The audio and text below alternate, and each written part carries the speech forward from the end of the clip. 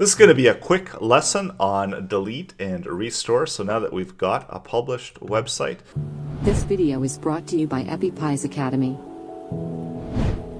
And remember that we called it course sites. So if we go to the sites.google, and you can see all of the sites that I've created. And let's say, for instance, I've created this course sites and I no longer want it. I've got some options here within the three-dot icon here menu bar.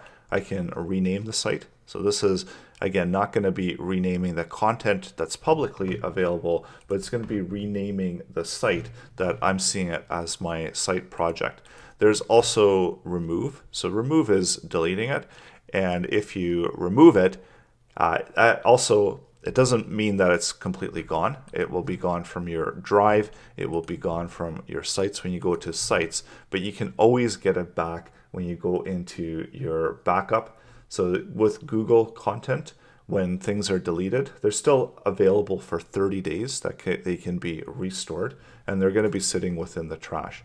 So you can go into trash and you can simply just click restore. And now when I go back into my drive, there's my Google Sites, it's back. I can also go into sites.google and I can refresh the page and my website is back.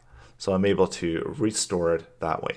And this is only available for 30 days. And also if you empty out your trash, then you're not going to be able to get it back. So just be mindful of the fact that you do have a 30-day limit, that if you do delete something and you do want to get it back, that's the time frame that you have to do that. And also make sure that you haven't emptied out your trash. If you do unpublish, or if you do remove out your site, you are also going to get an email that your site is no longer published. And then if you go to the URL, of course, you're not going to be able to view the site because the site is no longer published. So even though I've brought it back and I've restored it, I have to republish it in order to be able to see the site.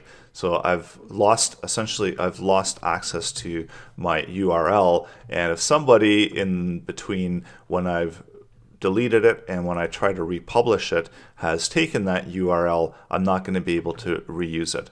So let's go back in here and do course sites 2 and hit publish. And luckily for me, nobody took course sites 2, and I'm able to restore it and go back to the website and see the content that's contained within that site. I'm able to see my website once again.